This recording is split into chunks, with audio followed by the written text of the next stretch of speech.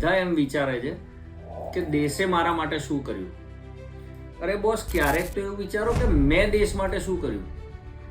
આપણા દેશનો સૌથી મોટો પ્રોબ્લેમ અત્યારે શું છે ખબર છે? રોજગારી. આપણી પાસે ઇન્કમના સોર્સ ઓછા છે. સાહેબ, આપણી પાસે 150 કરોડ પબ્લિક છે, રાઈટ? તો એમ માની લઈએ કે 50 કરોડ ઓલરેડી ક્યાંક સારી જગ્યાએ જોબ કરે છે, મલ્ટીનેશનલ નેશનલ કંપનીમાં આરામથી એટલા લોકો જોબ કરતા હશે. 100 કરોડ બાકી રહ્યા. 30 કરોડ બાળકો અને ઘરડા હશે કે જે લોકો એકચ્યુઅલમાં જોબ કરી શકે એમ છે જ નહીં. હવે આપણે 70 કરોડ રહ્યા. અચ્છા, આ આંકડા છે ને, હું રફલી કહી રહ્યો છું, ક્યાંયથી મેં લીધા નથી, બટ આની આસપાસના જ ફિગર્સ હશે, બહુ મોટો ફરક નહીં હોય.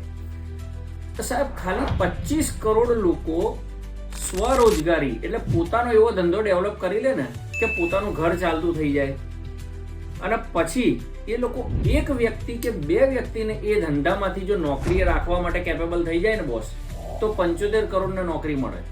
અને આપણી પાસે ડેફિસિટ 70 કરોડની. એટલે આપણો સૌથી મોટો પ્રોબ્લેમ સોલ્વ થઈ જાય. શું લાગે છે તમને? મારી વાત સાચી લાગે ને તો ભારત માતા કી જય લખજો. બાપા સીતારામ.